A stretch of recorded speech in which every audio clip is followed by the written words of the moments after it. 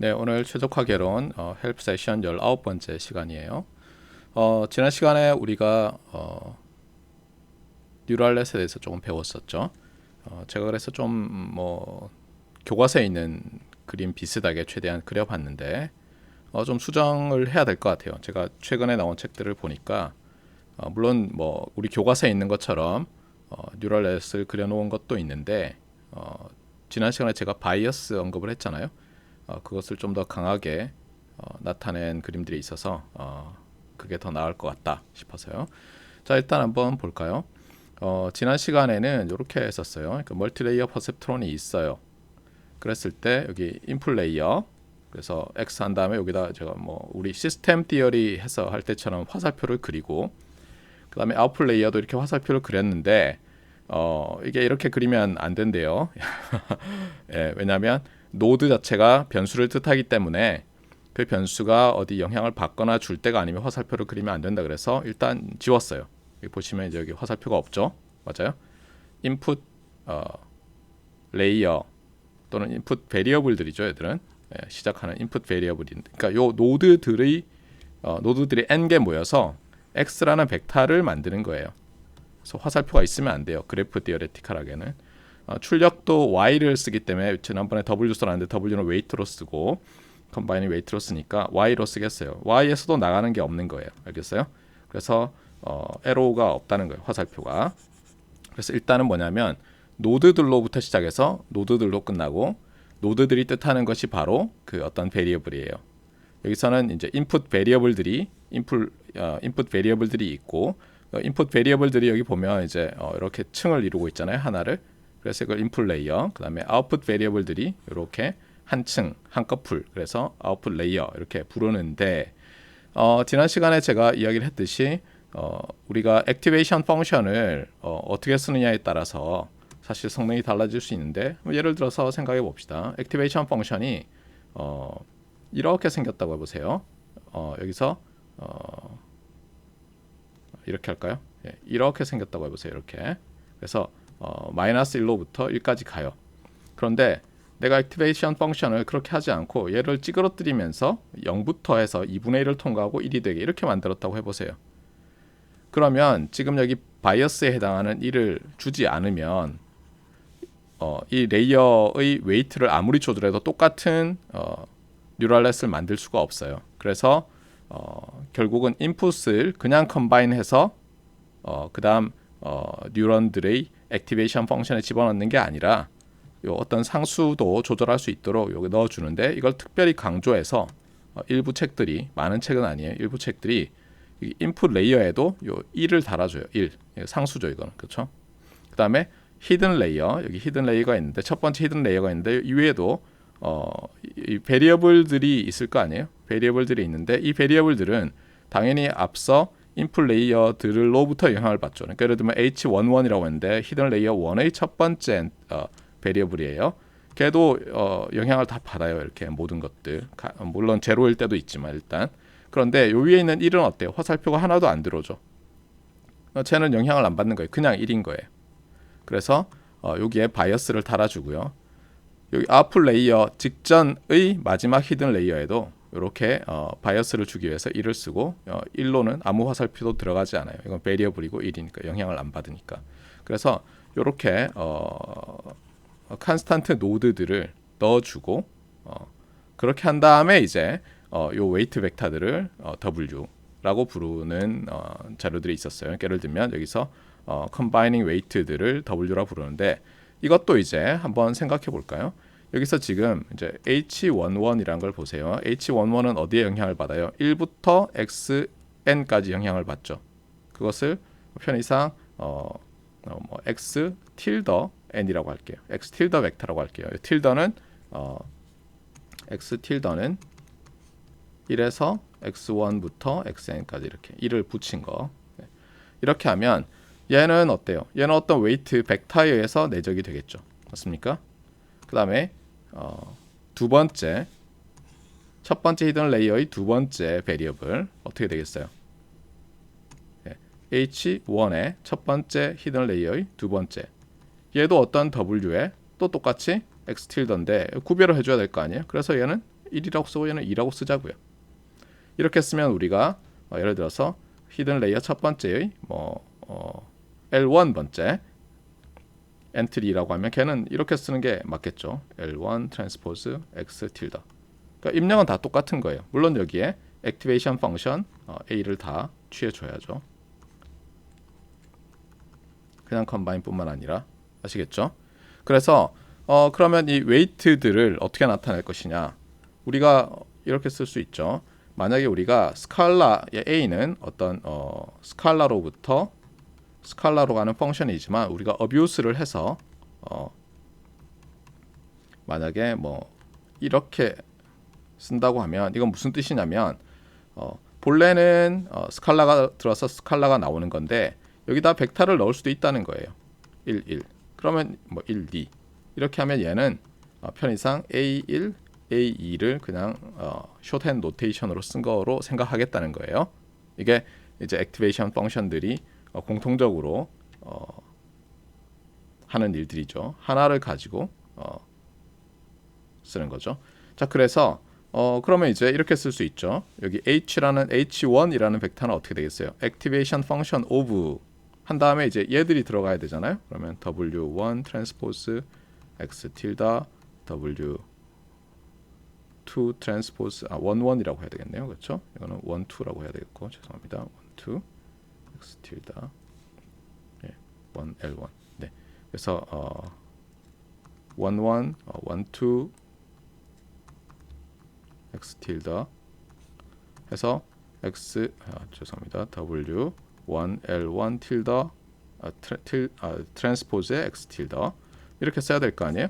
그럼 우리가 선형대수 시간에 배웠듯이 이걸 간단하게 쓸 수 있죠. 어떤 매트리스 곱하기 X 이렇게 쓸 수 있잖아요. 그래서 각 로우에 얘들이 들어가는 거죠. 그래서 여기다가 W11의 트랜스포즈, W12의 트랜스포즈, W1L1의 트랜스포즈 이렇게 쓸 수가 있어요. 그런데 이제 여기서부터 또 이제 문제가 되는데 지난 시간에 얘기했듯이 저 같으면 얘를 어떻게 쓰느냐? 네, 요거 자체를 W1 트랜스포즈라고 할 거예요. 큰 매트리스 W1 트랜스포즈 X 틸다 이렇게 쓸 것 같은데 안타깝게도 그러면 어떻게 돼요? W1이라는 매트리스에는 이제 W11, W12 이렇게 칼럼으로 들어가잖아요. 1, L1 이게 좋은데 안타깝게도 또 많은 책들을 찾아보면 지난 시간에 얘기했듯이 트랜스포즈를 안 써요. 그런데 저는 쓰겠어요. 제가 쓸 때는 알겠어요? 네, 저는 좀 고집이 있으니까 네. 칼럼들이 들어가서 매트리스가 만들어지고 그것의 트랜스포즈다 하는 것을 명확히 하기 위해서. 그래서 H1은 어떻게 되느냐? H1은 이제 A of W1 트랜스포즈 X 틸더 이렇게 되겠죠. X 틸더의 첫 번째 엔트리는 뭐죠? 무조건 1이죠. 맞습니까? 네.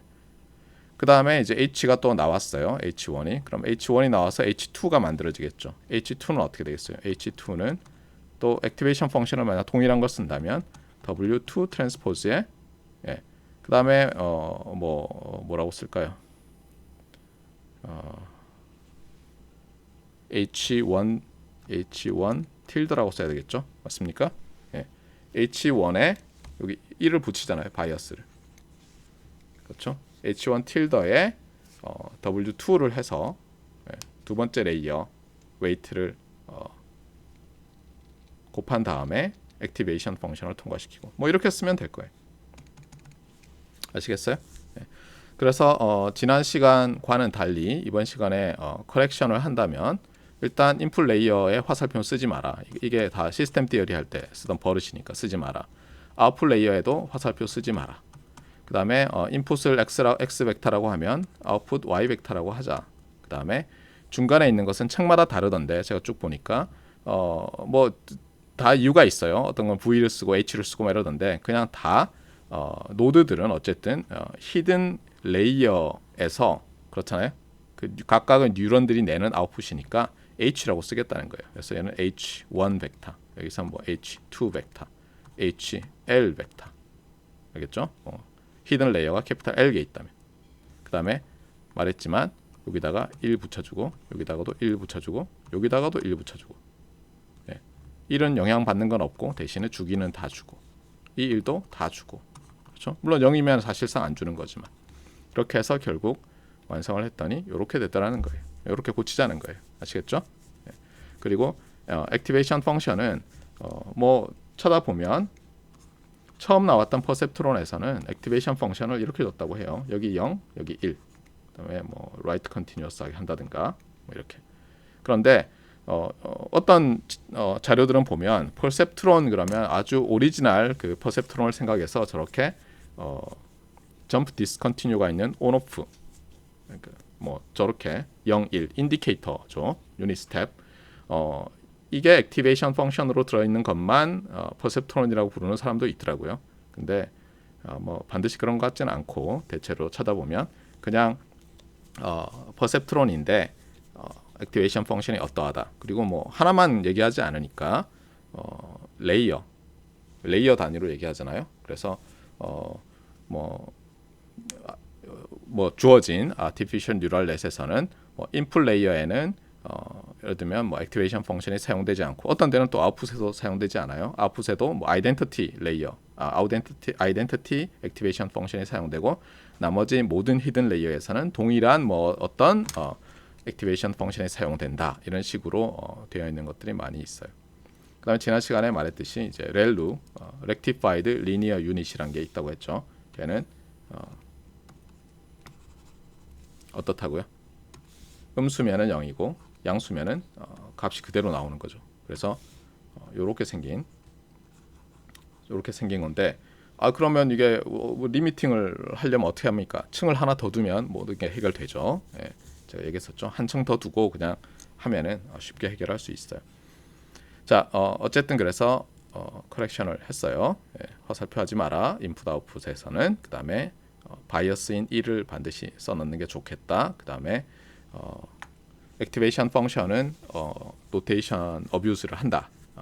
액티베이션 펑션 자체는 from R into R이지만 많은 경우에 액티베이션 펑션의 아규먼트로 벡터를 쓰면 그것은 엘리멘트 와이즈 스칼라 액티베이션 오퍼레이션을 하는 것이다. 이렇게 알겠어요. 자, 오늘은 이제 챕터 13에 텍스트북 챕터 13에 있는 것들 뭐 언급을 할 거예요. 여러분들이 쭉쭉 읽으면 되는데 뭐 복잡하게 써져 있는데 핵심적인 것을 최대한 간추려 보려고 했어요. 먼저 여기 인트로덕션에 섹션 3.1에 나와 있는 말 중에서 제일 중요한 게 뭐냐면 뉴럴 넷에서는 여기서 말하는 것은 멀티레이어 퍼셉트론 얘기하죠. 가장 중요한 것은 커넥션 웨이트다. 여기서 커넥션 웨이트는 뭐라고 했어요? 커넥션 웨이트는 아까 여기서 얘기한 예를 들면 W1 매트리스, W2 매트리스, W3 매트리스 이런 식으로 어때요? 각 레이어별로 있는 인풋 레이어만 없는 거죠. 웨이트가 히든 레이어 1부터 히든 레이어 캐피탈 L까지 그 다음에 아웃풋 레이어조차도 다 컴바인하는 웨이트를 가지고 있죠. 그 앞단의 히든 레이어 또는 이제 첫 번째 히든 레이어라면 첫 번째 단의 레이어에서 주는 인풋의 개수가 그 다음에 자기 레이어의 베리어블의 개수가 저 매트리스의 사이즈를 결정하긴 하죠. 그렇죠? 어떤 때는 인풋 레이어는 예를 들면 100개가 있는데 베리어블이 첫 번째 히든 레이어는 이게 적은 것도 있고 큰 것도 있어요. 그 용도에 따라 다르다고 해요. 예, 더 많이 쓰는 경우도 있고 더 적게 쓰는 경우도 있고. 그러니까 어떻게 보면은 저게 저 매트리스 W들이 W1, W2, W3, W 캐피탈 L까지가 다 사이즈가 다를 수 있는 거예요. 우리가 어떻게 쓰냐에 따라서. 그 다음에 나중에 이제 컨볼루셔널 뉴럴넷 보면 나오겠지만 뭐 컨볼루셔널 뉴럴넷이라고 해서 뭐 특별히 다른 건 아니고요. 어떻게 되냐면 저 웨이트를 일반적으로는 모두 프리 베리어블로 해서 나중에 최적화를 하는 거예요. 예를 들면 인풋, 아웃풋 데이터들의 세트를 준 다음에 뭐 리스트 스퀘어 문제를 푸는 거예요. 그런데 거기다 컨스트레인트를 줘요. 예를 들면은 레이어를 2개씩 쌍을 맞추는 거예요. 그래서 어떻게 하냐면 예를 들면 첫 번째 히든 레이어, 두 번째 히든 레이어를 쌍으로 붙이는데 그러면 첫 번째 히든 레이어에서는 어떤 식으로 하냐면 그 컴바이닝 웨이트가 모두 자유도가 있는 게 아니라 컴바이닝 웨이트가 이 컴바이닝 웨이트의 매트리스 있잖아요. W1 트랜스포즈 그것의 첫 번째 행에 나와 있는 것을 서큘러 시프트를 해가지고 두 번째 행, 세 번째 행에 넣어요. 그러면 어떻게 돼요? 자유도가 확 떨어지죠. 그렇잖아요. 첫 번째 행만 정해지면 두 번째, 세 번째, 네 번째 행들이 다 결정이 되잖아요. 컨볼루셔널 뉴럴 네트워크는 마치 우리가 그 컨볼루션을 수행하는 것이 매트리스로 보면 벡터에다가 서큘런트 매트리스를 곱하는 것과 같잖아요. 그래서 저 W L 번째 트랜스포즈 매트리스가 서큘런트 매트리스가 돼요.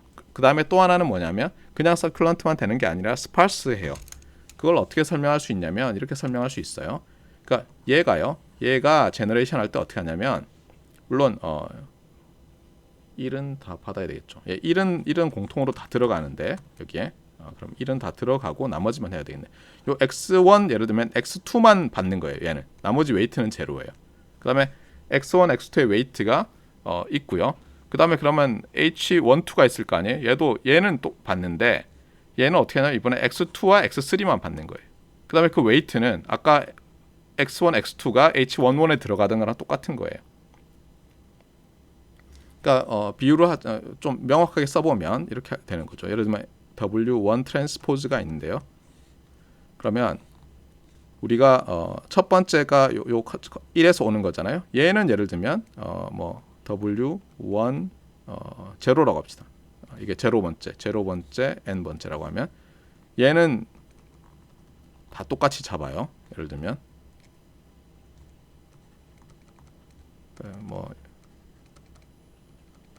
이 웨이트는 똑같이 잡고요. 그다음 바이어스 이런 것 때문에 어떻게 하냐면 그 다음에는 여기를 예를 들어 자유도를 여기 이제 1, 1 여기 W1, 2 이렇게 들어가고 나머지는 다 제로를 주는 거예요. 그 다음에 얘를 한 칸씩 쉬프트 해가지고 여기 넣는 거예요. 그럼 여기는 제로 W11 그 다음에 W12 그 다음에 또 제로 트랜스포즈 나오고 그 다음에 제로 나오고 이렇게 하면 어떤 게 좋으냐면은 인풋이 예를 들어서 내가 어떤 시그널을 디텍션 한다고 해보세요. 그러니까 사람 목소리를 그러니까 예를 들면 어떤 순간에 사람 목소리가 들리면 내가 들어왔어 라고 말하고 싶은데 근데 저 X1, X2가 어떻게 보면 내가 샘플을 어떤 블락 바이 블락으로 취한 거라고 해보세요. 마이크로부터 나오는 거를. 그러면 사실 저게 0이다가 갑자기 1로 튄 건지 그렇잖아요. 첫 번째 샘플, 두 번째 샘플에 내가 에너지를 비교하는 걸 어떻게 뉴럴넷이 구해놨다고 해보세요. 그러면 첫 번째 샘플에는 신호가 없다가 두 번째 샘플부터 신호가 들어올 수도 있고 그렇잖아요. 첫 번째, 두 번째는 없다가 세 번째부터 들어올 수도 있고 이렇잖아요. 그런 걸 알아내야 될 거잖아요. 그랬을 때 트레이닝을 시킬 때 그 어떻게 보면 여기선 타임이죠. 타임 트랜슬레이션의 인베리언트하게 그 LTI죠. 그렇잖아요. 그래서 마치 저게 컨볼루션 하는 것과 비슷한 거예요. 그래서 여기서 보면 지금 이 전체 매트리스 W1 트랜스포즈에 전체 자유도를 주고 최적화를 해서 이걸 구하는 게 아니라 컨스트레인트를 주는 거예요. 이렇게 바이어스는 다 똑같이 잡고 여기서는 한 2개만 하자, 3개만 하자. 그 다음에 얘를 서큘러 시프트를 쭉 하는 거예요. 그러면 자유도가 확 떨어지면서 얘에서 찾아야 될 베리어블은 이 경우에 3개밖에 안 되죠. 그전에는 엄청나게 많았는데. 그런데 이제 아까 제가 히든 레이어 2개씩 페어를 준다고 했잖아요. 그 페어에서의 첫 번째는 저런 식으로 스트럭처를 주는데 두 번째에다가는 이제 컴바이닝을 좀 자유롭게 할 수 있게 해주는 거예요. 그리고 그 다음 또 레이어 쌍이 있잖아요. 거기서는 또 예를 들면 또 스트럭처를 줘요.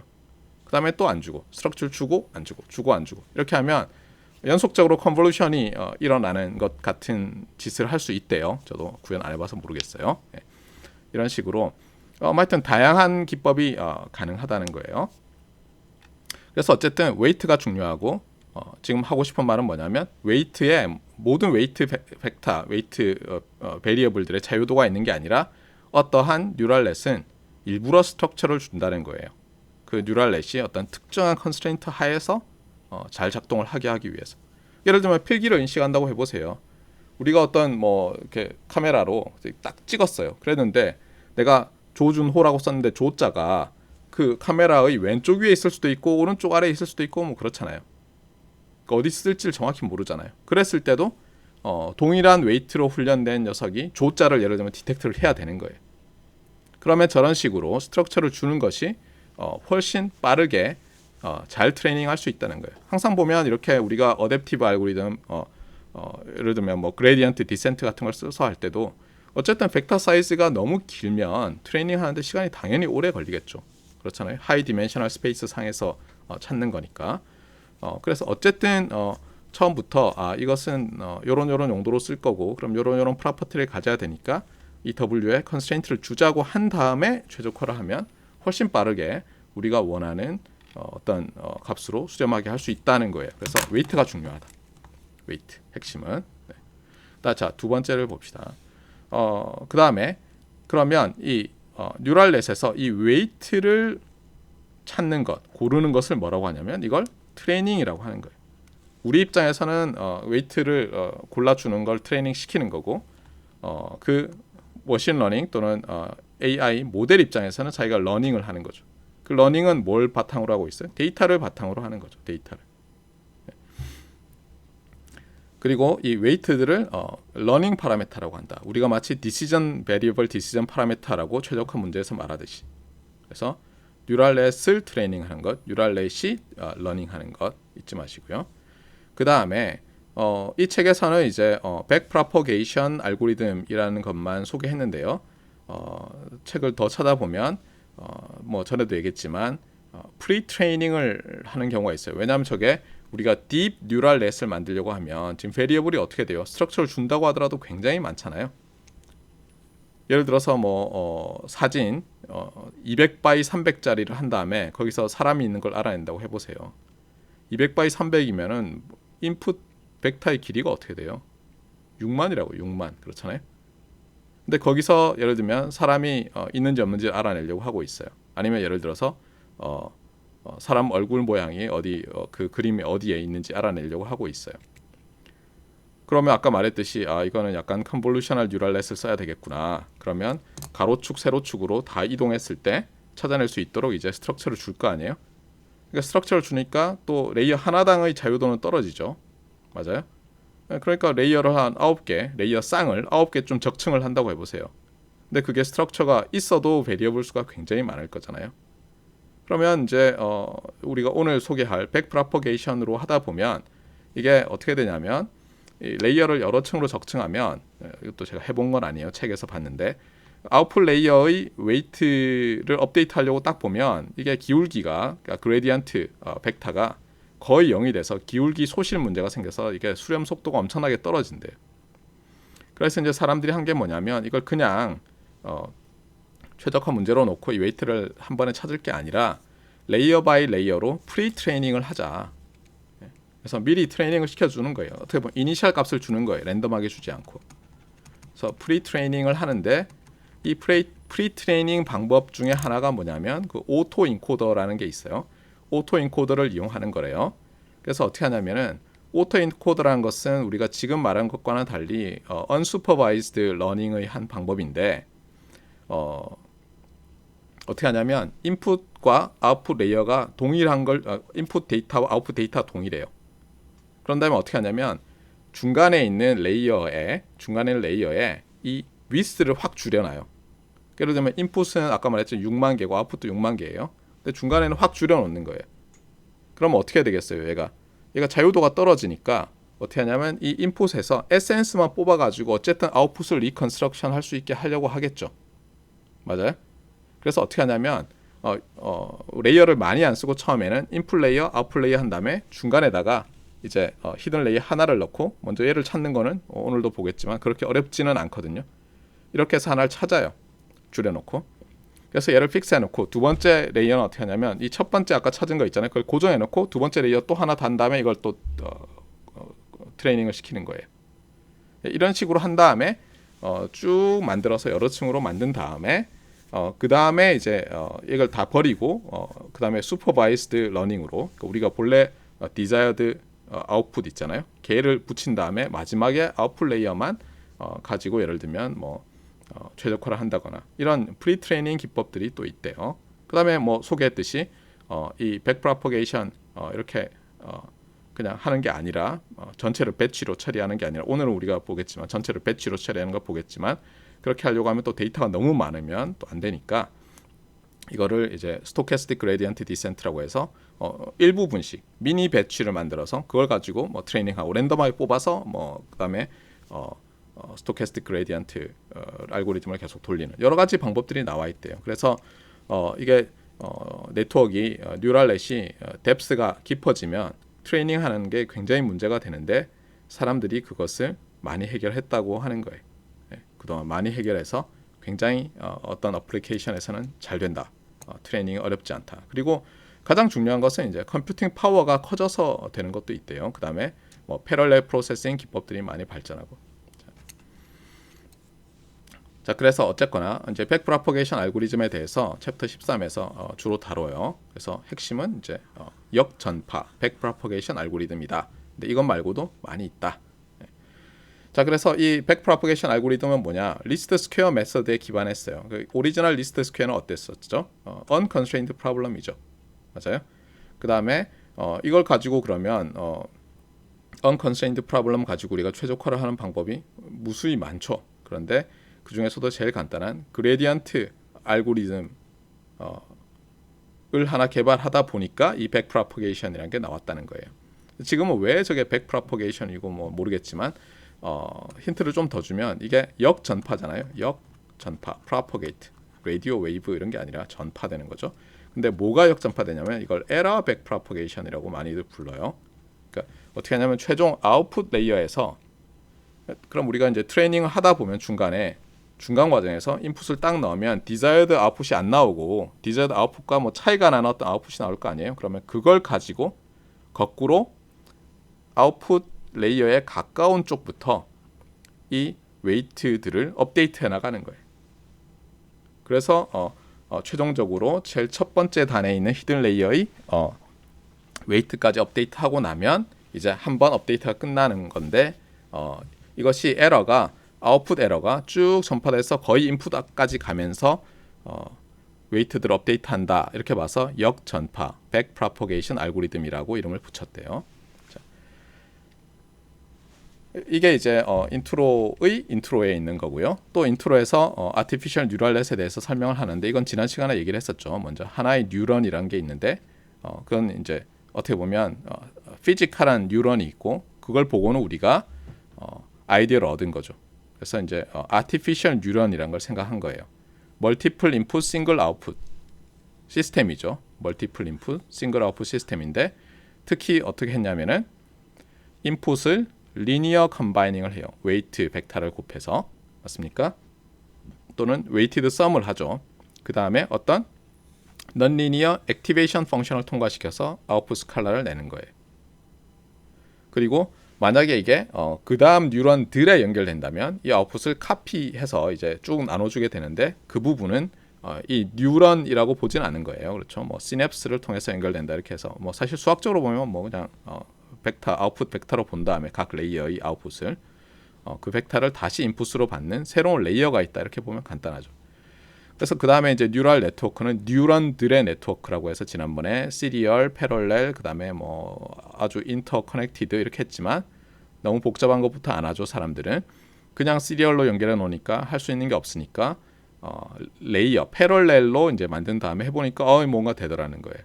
여러 가지 문제를 해결할 수 있었다. 그래서 인터커넥트 중에서도 레이어 바이 레이어, 레이어 오브 뉴런즈를 가지고 그 레이어들을 여러 개 적층한 멀티레이어 퍼셉트론, 요즘 이제 아티피셜 뉴럴 넷이라고 부르는 게 거의 이제 멀티레이어 퍼셉트론과 그의 베리언츠들이죠.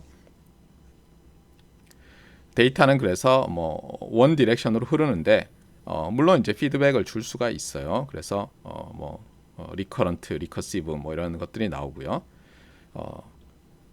실제로 인풋 레이어는 많은 경우에 액티베이션 펑션이 없고 그냥 단어들, 노드들로만 돼 있기 때문에 사실 레이어 오브 퍼셉트론즈는 아닌데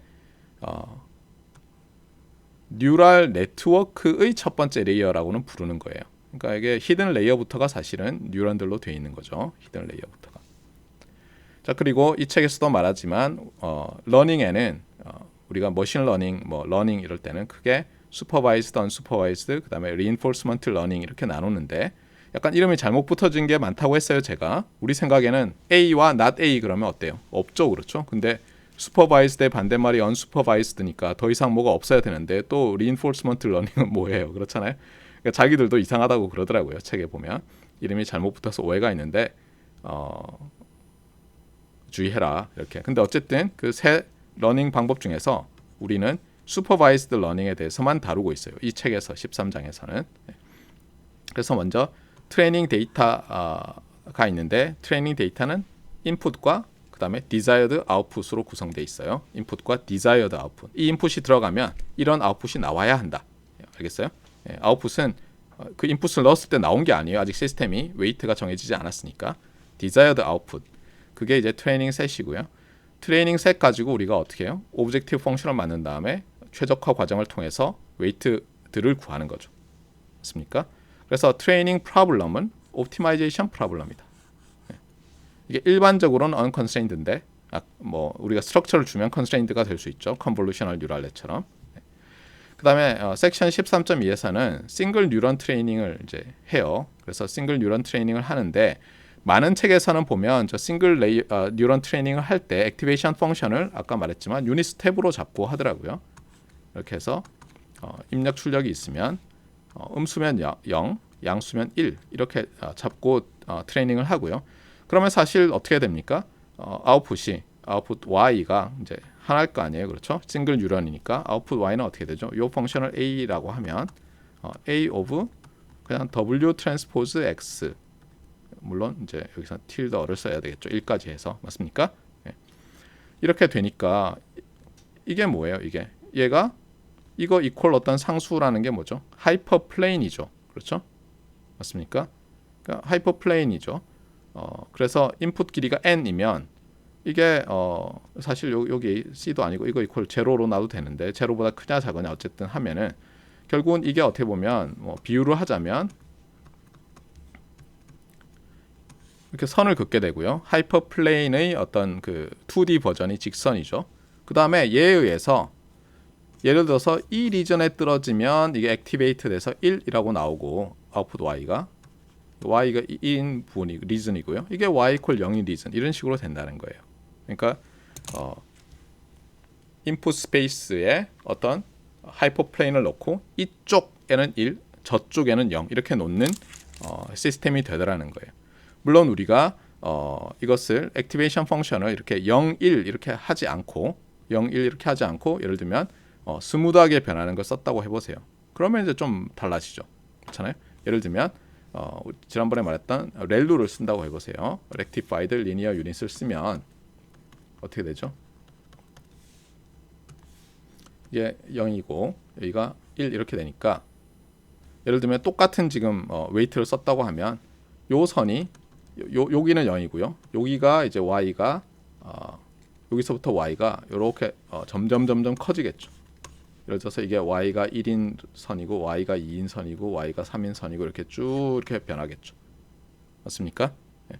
하지만 뭐 예를 들어서 이쪽 편은 아웃풋이 0이고 rectified linear unit을 쓰고 똑같은 웨이트를 썼더니 아시겠죠? 그래서 뭐냐면은 이게 이제 싱글 뉴런 트레이닝에서 여러분이 기억해 둘 건 뭐냐면 액티베이션 펑션이 달라지면 이렇게 다른 함수가 다 돼요. 뉴런이 다른 기능을 하는데 싱글 뉴런이 편의상 오리지널 퍼셉트론에서처럼 저런 0,1인 액티베이션 펑션이라고 생각하면 그냥 뉴런이 하는 일은 뭐죠? 리니어 세퍼레이터죠. 어떻게 보면 하이퍼플레인으로 스페이스를 세퍼레이션 하는 것에 불과해요. 그러다 보니까 어떤 문제가 생겼어요? 예, 이게 XOR가 안 되는 거예요. 지난 시간에도 얘기했듯이 XOR라는 것은 이런 거거든요. 인풋이 두 개 있었잖아요. XOR는 그래서 0, 1만 갔죠. 인풋 그다음에 0, 1, 0, 1인데 XOR는 어떻게 돼야 돼요? 0, 0이 들어오거나 1, 1이 들어오면 답이 0이고 그러니까 얘는 0이 나와야 돼요. 아웃풋이 0으로 나와야 되고 괄호를 칠게요. 아웃풋은. 그 다음에 여기는 어떻게 돼요? 아웃풋이 1이 나와야죠.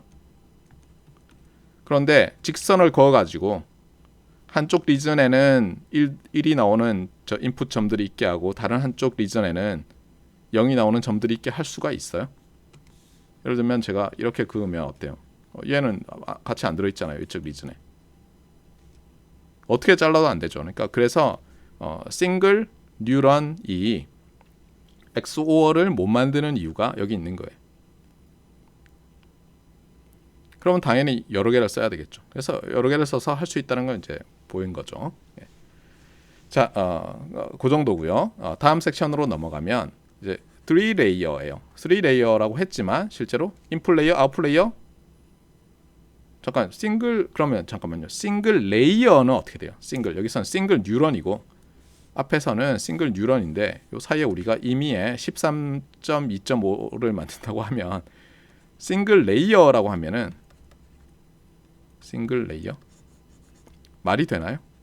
싱글 레이어 뉴럴넷 말이 돼요? 근데 인풋도 레이어로 부르기로 했잖아요. 그러니까 싱글 레이어는 안 되겠죠. 그러니까 시작이 2레이어겠죠. 그렇죠? 2레이어인데 2레이어는 어떻게 생겼어요? 그러면 인풋 레이어가 있고 바이어스를 위해서 1 넣고 그 다음에 뭐 바로 출력이겠죠. 그렇죠? 여기서 출력이 2개면 이렇게 될 거 아니에요?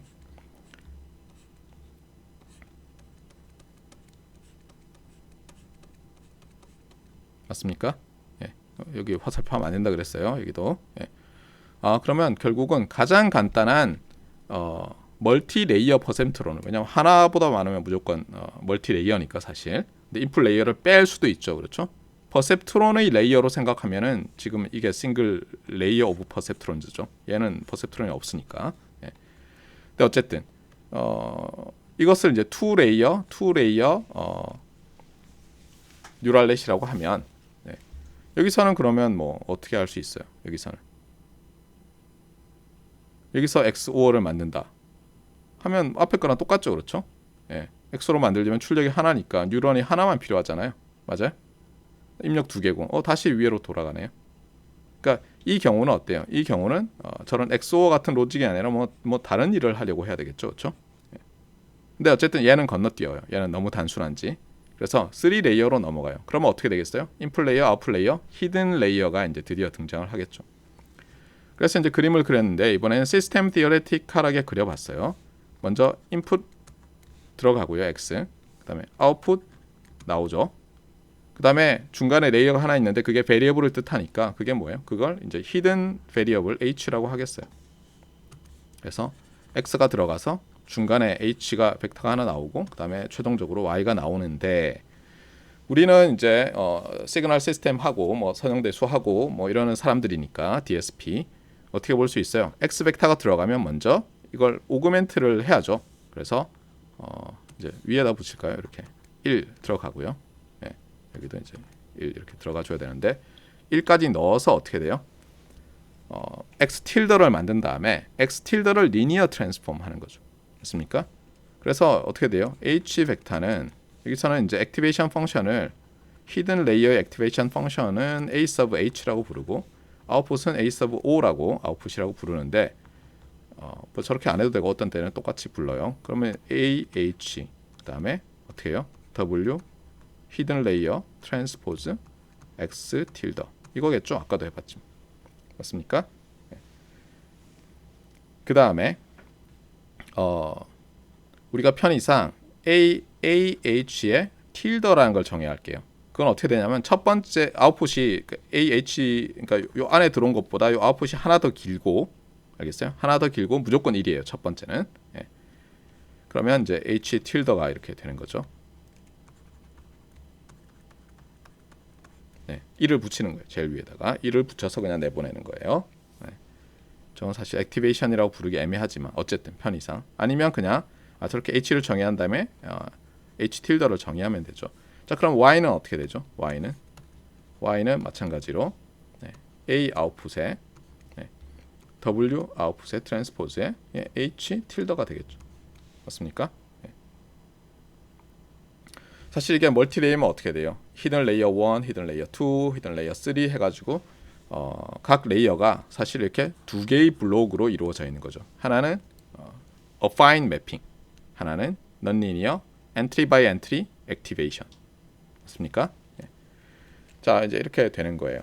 자, 이렇게 되는데 우리가 하고 싶은 건 뭐라고요? 하고 싶은 건 요걸 찾는 거죠. 요거를 두 개를 찾는 거예요. 요 두 매트리스를. 그래서 이제 트레이닝 페어들이 여러 개 주어지고요. 하나가 아니라 여러 개. 그래서 멀티플. 그래서 프로블럼은 이렇게 포뮬레이션이 돼요. 자, 이게 I 번째 트레이닝 페어예요. 그러니까 어떤 요런 입력에는 이런 아웃풋이 디자이어러블 하다라고 할 때 요 예를 들면 i번째 입력이고요. 이게 그 다음에 i번째 이게 desirable한 출력인 거예요. 그리고 그냥 편의상 이 시스템 전체는 WH와 O로만 나타날 거 아니에요. 그래서 그냥 편의상 대문자 F를 썼고요. 우리 책에서 노테이션이에요. 그 다음에 밑에다가 첨자로, 왜냐하면 얘는 WH 매트리스와 WO 매트리스의 영향을 받으니까 이렇게 쓰겠어요. 그러면 결국 어떻게 돼요? 우리가 리스트 스퀘어 문제를 포뮬레이션 한다는 것은, 그리고 이 시스템의 리스판스를, 이 시스템의 어떤 매핑 룰을 가지고 y-저 매핑 룰 x라는 것을 리스트 스퀘어 문제의 모델 펑션이라고 한다면, 그렇죠? 모델 펑션의 i번째죠. 모델 펑션이 이제 이렇게 될 거예요. 요게 모델 펑션이 돼요. 정확히 얘기하면 이렇게 되는 거죠. 요게 이거 이런 게 벡터가 또 여러 개 더해지니까 좀 애매하긴 한데, 어쨌든 요게 오브젝티브 펑션이 되는 거예요. 이게 리스트 스퀘어라는 거 알겠죠? 데이터가 캐피탈 P개 있어요. 자, 이렇게 하면 이제 데이터가 캐피탈 P개 있고 뭐 1000만 개 이렇게 있는 거예요. 이미지가 이미지넷에서 1000만 개를 가져왔다. 1000만 개가 있어요. 그 다음에 이거를 포뮬레이션을 한 다음에 최적화 문제로 WH, WO 매트리스를 찾는 거죠. 그러니까 사실 저기는 어떻게 돼 있어요? WO1, WO2, WO3 하는 아웃풋 레이어의 벡터들과 WH1, WH2 하는 히든 레이어의 벡터들이 있으니까 사실 저거는 엄청나게 긴 벡터를 하나 찾는 거죠. 그런데 이 문제를 이렇게 포뮬레이션 해놓고 저 H를 그냥 벡터로 붙인다 한 번에 찾으려고 하면은 이걸 뭐라고 하냐면 배치 알고리즘이라고 하는 거예요. 배치. 한 번에 다 모아서. 미니 배치라고 하면은 보통 어떻게 하냐면 저거를 P개를 다 안 쓰고요. 저걸 쪼개는 거예요. 쪼개서 일부만 써가지고 먼저 W를 찾고 그 다음에 아이터레이션을 하는 거예요. 그걸 뭐 라운드 로빈으로 할 수도 있고 캐스마스 알고리즘인가요? 우리 그 교과서에 나오는 식으로 할 수도 있고 랜덤하게 샘플링해서 할 수도 있고 뭐 방법은 다양해요. 어쨌든 간에 하고 싶은 건 뭐냐면 어떤 이터러티브 알고리즘을 만들어서, 그래서 여기서 이제 K번째 에스티미스로부터 WH 매트리스에 K 플러스 1번째 매트리스를 찾고 또 K번째 아웃풋 레이어의 매트리스로부터 어떤 코렉션 텀을 더해서 K 플러스 1번째 매트리스를 찾겠어요. 근데 이게 매트리스에 뭐 그냥 코렉션 텀을 더하니까 이거 어떻게 해요? 이걸 벡 해가지고요. 언더라인이 바로 벡터로 바뀌었다는 거죠. 사실 이거를 뭐 이렇게 만들 수도 있죠. 예를 들면 K번째 W 벡터가 있고 그 다음에 K 플러스 1번째 W 벡터가 있으니까 이터러티브 알고리즘은 어떻게 돼 있어요? 저거 더하기 커렉션 텀인데 커렉션 텀을 항상 search direction times search inter 그 weight로 할 수 있죠. 맞습니까? 그래서 예를 들면 그레디언트 알고리즘을 만든다면 우리가 어떤 히든 레이어의 벡터를 위한 그레디언트 벡터에다가 어떤 스텝 사이즈, 특히 이제 픽스드 스텝 사이즈를 한다면 이렇게 만들 수 있겠죠. 네거티브 그레디언트. 여기서도 마찬가지로 아웃풋에서도 K번째 아웃풋 웨이트 벡터에다가 100 해서 만든 어떤 그레디언트, 아웃풋을 위한 그레디언트, 그 다음에 여기서는 픽스드 스텝 사이즈 네거티브 해서 이렇게 만들 수 있겠죠. 맞습니까? 그래서 여기서 이제 우리가 백프로퍼게이션 알고리즘이라는 것은 이렇게 WH와 WO 매트리스들을 업데이트하는 데 있어서 우리가 어떤 예를 들면 픽스드 스텝 사이즈 그레디언트 알고리즘을 찾아봤더니 나오는 것 중에 하나예요. 자, 그러면 이제 핵심이 체인 룰인데요. 왜 체인 룰이 나오는지 봅시다. 지금 우리가 이렇게 봐요. 어떤 우리가 입력 X를 집어넣어요. 그럼 어때요? 요 히든 레이어를 통과하고 나면 H 벡터가 나오죠. 여기서는 이제 WH로 썼지만 이걸 내적해서 나오는 게 아니라 이게 어쨌든 요 시스템을 결정하죠. 맞습니까? 시스템의 캐릭터를. 물론 액티베이션 펑션은 픽스돼 있어요, 지금. 그 다음에 아웃풋 레이어는 어떻게 돼요? 이 WOut이라는 벡터, 아까 100해서 붙인 이 녀석이 결정을 하죠. 그런데 우리의 최적화 문제가 오브젝티브 펑션을 어떻게 갖고 있었어요? 자세히 쓰면 이렇게 되죠. i번째 desired output은 액티베이션 펑션, 맞아요? 에다가 아규먼트가 어떻게 돼요? 아웃풋 레이어의, 그렇잖아요. 아웃풋 레이어의 웨이트, 그 다음에 여기다 바이어스, 그 다음에 들어오는 것들 히든 레이어 아웃풋이죠. 그러니까 이게 H인 거죠. 지금 요 녀석이 H가 되고요. H가 되고 요 붙인 녀석이 요게 H 틸더인 거죠. 그렇죠? 맞습니까? 그 다음에 H를 만들기 위해서는 A에다가 어때요? 또 W H 트랜스 매트리스로 하죠. 매트리스로 죄송합니다. 네. 매트리스에다가 또 여기다 X 틸더인데 1 X 뭐 이렇게 들어가야 될 텐데 이게 이제 우리가 데이터니까 DI가 들어가고요. X에도 DI 이렇게 쓰게 되죠. 맞습니까? 네. 자, 이런 식으로 이제 돼 있어요. 그러니까 얘를 이제 또 어떻게 볼 수 있냐면 얘를 이 서메이션은 그대로 있고요. 여기 맞습니까? 그 다음에 요 안에 걸 보니까 이 전체가 어떤 함수 값인데 아규먼트가 어떻게 돼요? 아웃풋. 근데 아웃풋은 요 밑에다 써놨어요. 참고로 이거는 아웃풋 펑션이에요. 아웃풋 관련된 펑션. i번째 아웃풋이 들어가는 영향을 주는 것. 그리고 그 아규먼트가 어떻게 돼요? 이 녀석과 이 녀석이 되죠. 그래서 여기다가 두 개의 베리어블 wo 이번엔 벡터와 그 다음에 여기서는 또 어떻게 돼요? 요 펑션이 또 있죠. 액티베이션 펑션과 관련된 이거를 fh 그 다음에 인풋 데이터에 의해서 결정되니까 i 그 다음에 여기에 wh 이렇게 썼어요. 그래서 이거를 어떻게 보면 f에 i 하고 나면 wo wh로 결정이 되죠. 이걸 그림으로 그리면 이렇게 돼요. i번째 데이터가 주어졌어요. 그러면 xdi는 얘에 영향을 주고요. ydi는 얘를 결정하는 데 영향을 주는데 입력으로 이렇게 볼 수 있어요. 그러니까 시스템의 입력 자체를 어떤 새로운 문제에서 입력을 wh라고 봐요. 데이터는 주어져 있고. 그러면 처음에 이제 입력이 들어가서 인풋 데이터 통과해서 나오죠. 그게 요 부분이죠. 맞습니까? 요 부분. 그러고 나면 이번에 아웃풋 데이터와 그렇죠? 아웃풋 데이터와 어때요? 죄송합니다. 요 녀석이죠. 아웃풋 웨이트가 들어가서 그 다음에 어떤 코스트가 나오는 거죠. 요거를 코스트 CI라고 합시다. 아웃풋 데이터에. 그러니까 우리가 어떻게 되면 이렇게 시리얼하게 연결돼 있는 어떤 새로운 시스템을 생각하는 거예요. 데이터가 주어지고 나면 이런 시스템이 하나 생기는 거예요. 여기서는 어떻게 된다고요? 이렇게 볼 수도 있죠. 이게 데이터가 몽땅 다 들어간다고 생각하면 그냥 이렇게 지울 수도 있어요. 그렇잖아요. 데이터가 다 들어가서 결정되는 것. 여기도 데이터가 다 들어가서 결정되는 것. 맞습니까? 그 다음에 이거 코스트. 맞아요? 그러니까 이렇게 되는 시스템이 있는데 여기서 우리가 뭘 찾고자 하는 거예요? WH와 WO를 찾아서 뭐가 미니마이즈 되게 하고 싶은 거예요? 이 코스트 전체 토탈 코스트가 미니마이즈 되게 하고 싶은 거죠. 아까 코스트를 다 더한 거니까. 맞습니까? 네. 이렇게 볼 수가 있죠.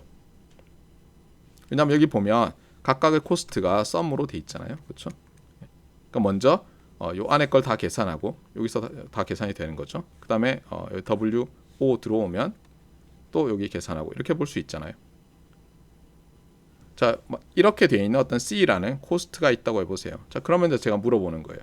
자, 우리가 구하고자 하는 게 그레디언트 오브 코스트인데 두 베리어블이에요. 그래서 아웃풋에 의한 그레디언트가 있을 수 있고요. 예. 그러니까 이렇게 되는 거죠. 엄밀히 얘기하면 그레디언트 오브 C는 정의가 어떻게 되겠어요? 예. 먼저 W O에 의한 게 있을 거고 여기 W H에 의한 게 이렇게 같이 들어가 있겠죠. 긴 하나의 벡터로 보면 그렇잖아요. 그런데 이 구조를 딱 보니까 어때요? 구조를 보니까 이 부분을 계산하는 데 있어서 거꾸로 계산이 되기 때문에 이 부분을 계산하고 나서 이 부분 계산하는데 이렇게 넘어가는 거예요. 해보면. 그래서 이제 여러분이 봐야 될 건 이런 거예요. 제일 간단하게 보면 여기서 있는 그 W라고 해서 헷갈릴 수 있는데 이렇게 한번 보면 어떨까 싶어요. 그러니까 여러분이 x1이라는 값이 이렇게 들어가고요. 여기에 그냥 f1이 있어요. 그다음에 그럼 나오겠죠, 뭔가. 근데 여기에 여러분이 x2라는 걸 또 집어넣어요. 그래서 여기에 f2라는 게 있고 함수값 y가 나온다고 해보세요. 그랬을 때 제가 이 전체 함을 f of x라고 x1, x2라고 부르고요. 그때 제가 그레디언트 오브 f를 구하라. 그러면 여러분이 이건 그레디언트 오브 f를 x1에 대해서 그다음에 x2에 대해서 이렇게 당연히 생각할 거 아니에요? 그거예요. 그러니까 w에 대한 그레디언트를 찾고자 하니까.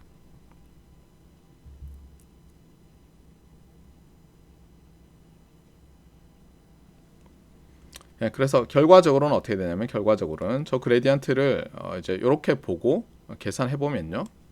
네. 어쨌든 간에 여러분이 해야 될 것은 요 값들을 중간 값들을 계산을 하긴 해야 돼요. 그러니까 여기 h였죠. 그렇죠? 네.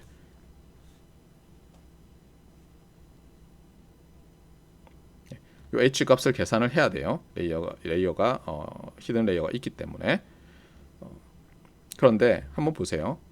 자, 우리가 보통 고등학교 때, 그다음에 학부 때 어떤 걸 배웠어요? 완전히 이렇게 캐스케이드 되어 있고요. 그다음에 그레이드 오브 이거를 f of x라고 합시다. 네. f를 구하라. 그런데 이게 예를 들어서 이게 f1이고 이게 f2예요. 그러면 어떻게 했어요? 여러분, 어떻게 돼요, 이거? 이게 체인 룰이 필요하잖아요. 그렇죠? 체인 룰. 맞습니까? 네. 그냥 간단하게 하면 스칼라로 생각해 보세요. 스칼라로. 그러면 2 f1 x 이렇게 되잖아요. 네. 그러면 체인 룰을 써서 구할 수 있잖아요. 여기서 미수하게 변하면 여기서 미수하게 어떻게 변하느냐? 그게 체인 룰이잖아요. 맞습니까? 그렇듯이 똑같이 여기서도 그렇게 할 수 있죠. 예. 다만 여기는 이제 시스템이 어떻게 연결돼 있다는 거예요. 요게 들어가서 조그만 거 통해서 아웃풋 나오고 여기서 이제 W2가 들어가죠. 그래서 이런 구조기 때문에 거꾸로 구하다 보면 그냥 요단의 그레디언트에다가 여기선 1개 미분이죠. 얘의 1개 미분에 요의 1개 미분 곱한 걸로 이렇게 나오지 않고 좀 다르게 나온다는 거예요. 그러니까 이 전체 그레디언트 구할 때 여기서 요 녀석에 의한 컨트롤 할 때는 얘만 필요해요. 얘가 필요 없어요. 근데 얘의 그레디언트 구하려면 이 값도 필요하고 여기서의 그레디언트 값도 필요하고 이렇게 되는 거예요. 그래서 아까 말했지만 그레디언트를 구할 때는 어떻게 한다고요? 그레디언트 구할 때는 여기서 출력에서 에러 가지고 이 녀석에 의한 그레디언트를 먼저 업데이트 하고요. 그 다음에 이 값과 에러 다 이용해서 이 녀석에 의해서 생기는 그레디언트 업데이트해서 최종적인 그레디언트를 구하는 거예요. 제가 써놨는지 모르겠는데 안 써놨네요. 네, 여기. 일단 구조는 그렇게 돼 있다는 거예요. 그래서 백프로퍼게이션이라고 부르고 이것이 예를 들어서 이거 지금 이제 우리가 3 레이어로 했는데 더 많은 레이어로 한번 해봅시다. 그럼 어떻게 되겠어요? 더 많은 레이어로 하면 먼저 WH1이라는 이건 매트리스로 합시다. 헷갈리니까 인덱스 첫 번째 히든 레이어의 L1이라고 1. 네, 첫 번째 히든 레이어의 웨이트 매트리스. 그게 어떤 h1이라는 펑션을 통해서 히든 레이어 아웃풋을 만들겠죠. 첫 번째 h1을. 그 다음에 어떻게 돼요? 여기서 wh2라는 또 웨이트와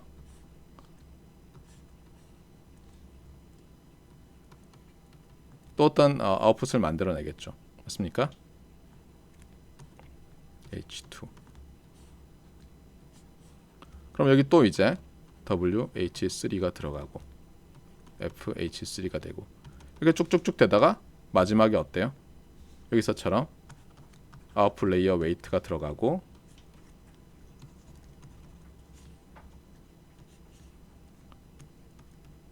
아웃풋 레이어 그다음에 뭐 Y 이렇게 나오겠죠. 맞습니까?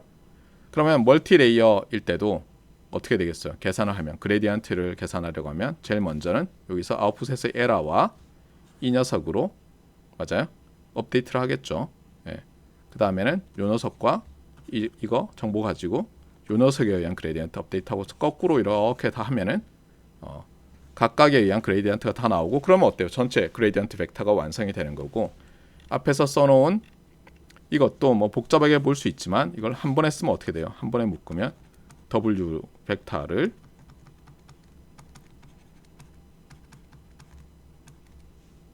만약 얘가 똑같다면은 어떤 에타에 또 이것도 묶으면 벡터 G가 될 거 아니에요? 맞습니까? 네. 이렇게 쓸 수 있잖아요.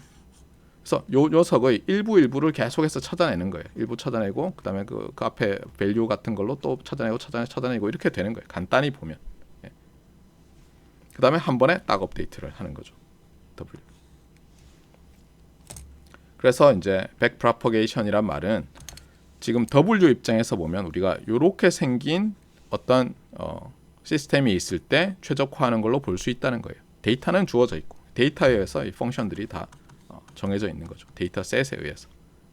시각을 바꿔야 되는 거예요. 데이터가 들어가서 출력이 나오는 게 아니라 데이터에서 펑션이 결정되고 우리는 웨이트를 집어넣어서 최종적으로 아웃풋을 만들어내는 걸로. 아시겠죠? 자, 그래서 여기 이제 책에 있는 말들인데요. 중간에 여기서 투 레이어일 때 이제 그레디언트 두 개를 어떻게 구하느냐. 먼저 모든 인터미디엇 벡터들을 구한다. 그러니까 H에 해당하는 것들은 다 구해놓는 거예요. 왜냐하면 그래야지 실제로 어때요? 여기서 에러를 구하려면 이 값에서 에러를 구하려면 desired output을 보고 있는 게 아니라 어때요? 이 W들이 이니셜라이즈 되고 나면 어때요? 이 중간값들을 계속 계산해야죠. 그렇잖아요. 이거 두 개 넣어서 이거 계산하고 여기 두 개 넣어서 여기 계산하고 해야 되잖아요. 그래서 이게 포워드 방향으로 모든 인터미디엇 벡터를 계산하고 최종적으로 에러를 계산을 해요. 에러 벡터까지. 그렇죠? 그래서 포워드 패스에서 이 일을 하는 거예요. 이 일을 한 다음에 그 다음에는 어떻게 해야 되겠어요?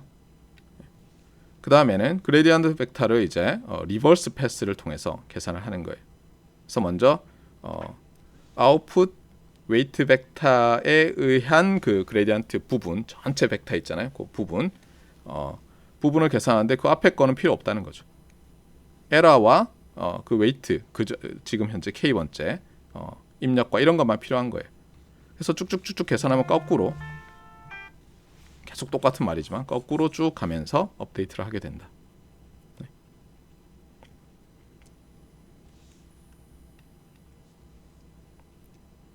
그래서 멀티레이어 케이스로 일반화가 되고 아웃풋 에러가 propagate backward through layers 맞아요? 여러 레이어가 있는데 그래서 이제 그레디언트를 업데이트하게 된다. 그래서 백프로퍼게이션이라고 부르겠다는 거예요. 자, 그러면 이 백프로퍼게이션이 만능이냐? 여러 가지 문제가 있어요. 예. 백프로퍼게이션 여러 가지 문제가 있고 제일 뭐 중요하다고 하는 게 뭐 기울기 소실 문제래요. 아웃풋 단에서. 예. 근데 여기서는 어쨌든 간에 이게 기본적이긴 한데 그래서 어떤 데서는 잘 작동되지만 작동 안 될 경우도 많고 그래서 어떻게 보면 백프로퍼게이션 나와서 와 했다가 또 잘 안 되는구나. 뭐 예를 들면 뎁스가 너무 깊으면 우리가 딥 뉴럴 네트워크를 잘 트레이닝 시킬 수 있게 된 게 얼마 되지 않았다는 거예요. 백프로퍼게이션이 나왔을 때는 딥 뉴럴 네트워크 나오기 전이죠. 그래서 어떤 어플리케이션에서는 잘 됐지만 또 여러 가지 문제가 있었다. 그런 얘기들이 여기 줄줄이 있어요. 그래서 뭐 최근에는 뭐 미니 배치, 스토캐스틱 그레디언트 디센트, 프리 트레이닝 온갖 기법들을 다 써서 처리를 하고 있고 잘 된다 이런 거예요 이제는. 그래서 딥 뉴럴 네트워크의 시대가 온 거예요. 자, 그래서 상세한 것은 이제 여러분들이 관련된 것은 책을 좀 더 읽어 보시고요. 오늘은 여기까지 하고 다음 시간부터는 이제 이 뉴럴 네트워크 얘기는 그만하고 말했지만 이 과목은 학부생도 있고 대학원생도 있고 뭐 대학원생도 그렇죠 학부생도 일부는 이제 그 다음 단계 그러니까 옵티마이제이션을 그냥 단순한 뭐 오브젝티브 펑션, 뭐 그레디언트 메서드, 간주기 그레디언트, 뭐 어쩌고 간주기 이런 말들, 뉴턴스 메서드 이런 거 말고 좀 더 디어레티컬한 뭐 라그랑주 멀티플라이어 디어렘 여러분이 배웠고 그다음에 카로시-쿤 터커 디어렘이라든가 이런 것들. 그다음에 좀 더 나아가면 이제 뭐 듀얼러티, 그다음에 컨벡스 옵티마이제이션 이런 것도 관심이 있을 텐데 이제 그쪽으로 나가려고 하는 거예요. 뉴럴렛은 여기까지. 알겠어요? 내년에 제가 강의할 때는 학부 강의 정말 할 텐데 2학기에 그때는 제가 공부도 많이 하고 임플리멘테이션도 좀 해봐서 최적화와 뉴럴렛이 좀 더 잘 결합된 그런 과목으로 하기로 하고 뉴럴렛 얘기는 오늘 여기까지 하겠습니다. 질문 있는 학생들은 질문해 주시고요. 없는 학생들은 학번 이름 입력해 주시고 퇴실하시면 됩니다.